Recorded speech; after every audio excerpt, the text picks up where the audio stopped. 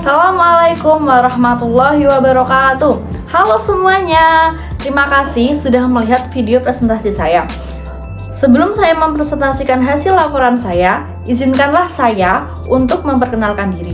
Perkenalkan, nama saya Rafika Rahyu Widiarsih dari kelas 11 Kimia Industri SMK Duta Karya Kudus.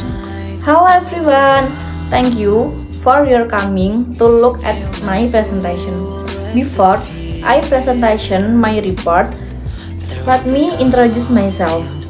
My name is Rafika Rahyu Widiarsih. You can call me Rafika. I am 11th grade of Industrial Chemistry of Duta Karya Vocation High School. Next, I'm going to tell you about my presentation. The title, Analysis of Carbohydrate Level in Meatball.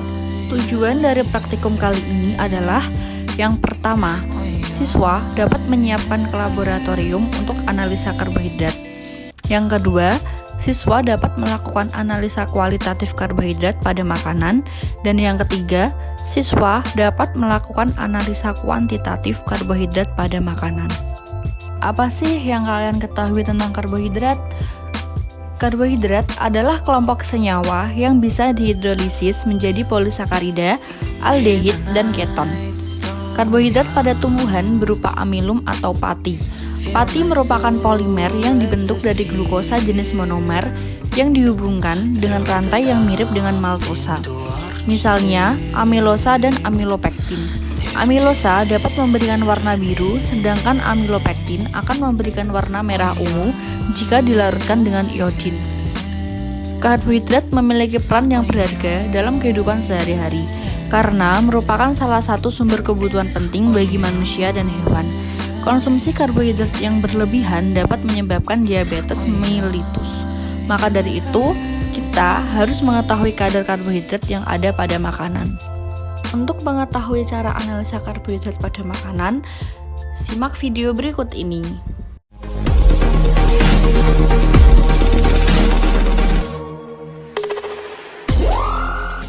Before doing the practicum, the things be done preparation, the tools and materials in including.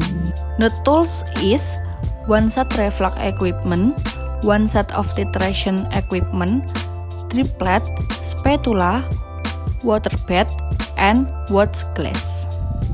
And the material is sample of meatball, 25% hydrochloric acid solution, 20% potassium iodide solution, loaf sucrose solution, sulfuric acid solution, 30% sodium hydroxide solution, PP indicator, stretch indicator, 0.1 normality, sodium thiosulfate solution, and potassium dichromate crystal 0.05 normality.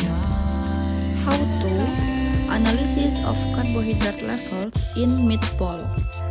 Standardization of sodium thiosulfate solution. First, prepare a series of titration tool. Second, fill the burette with sodium thiosulfate. Third, pipette 10 ml potassium dichromate. 4. Add 5 ml of 20% Ki. 5. Add 1 ml H2SO4. 6. Titration. Next, add 3 drops of stretch indicator.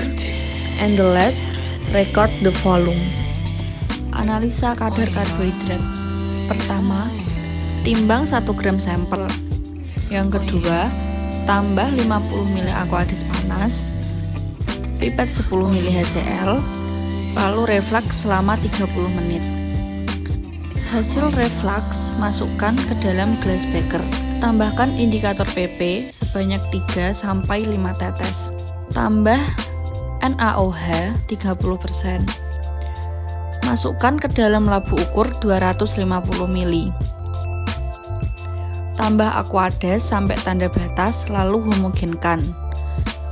Pipet 10 ml larutan yang sudah dihomogenkan, tambah 10 ml larutan loaf sucrose, lalu reflux selama 10 menit. Tambah 5 ml KI, tambah 10 ml H2SO4, lalu titrasi, tambah 3-5 tetes amilem, dan yang terakhir catat volumenya. Analisa Blanco. Pertama, pipet 10 ml larutan Lufsekrol. Kedua, tambah 10 ml Aquadis panas. Ketiga, reflux selama 10 menit. 4. Tambah 5 ml KI 20%. 5. Tambah 10 ml larutan H2SO4. Lalu, titrasi dengan natrium triosulfat. Tambah 3-5 tetes amilum. Lanjut titrasi dan catat volumenya. Nah, dari praktikum tersebut didapatkan data pengamatan sebagai berikut. Data pengamatan dari 1. Standarisasi natrium triosulfat. Volume kalium kromat 0,05 N, volume 1 10 ml, volume 2 10 ml, volume rata-rata 10 ml. Volume natrium triosulfat. Volume 1 5,1 ml, volume 2 5,2 ml, volume rata-rata 5,15 ml. Warna awalnya hitam, setelah dititrasi berubah menjadi warna biru muda. Proses redox. Larutan standar primer kalium bikromat, warna awal kuning, setelah ditambah Ki 20% menjadi kuning pekat, setelah ditambah asam sulfat menjadi coklat gelap, dan yang terakhir setelah ditambah amilum berubah menjadi warna hitam. Reaksi yang terjadi: Cr2O7 2+ tambah 14H+ direaksi 2Cr3+ tambah 7H2O ditambah Ki2. Data pengamatan dari analisa karbohidrat proses hidrolisis. Sampel plus HCl warna awalnya bening, setelah dipanaskan berubah menjadi putih keruh atau putih susu. Proses redox.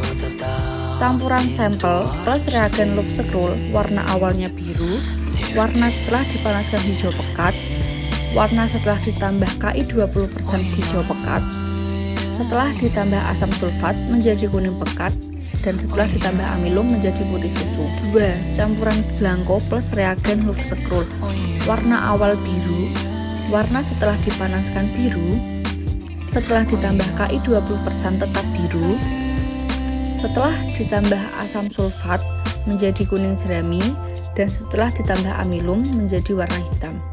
Hasil titrasi: volume Blanco sama dengan 20 ml, volume sampel 20 ml. Volume natrium tiosulfat Blanco 12,3 ml, volume natrium tiosulfat sampel 5,9 ml. Data perhitungan bisa dilihat sebagai berikut.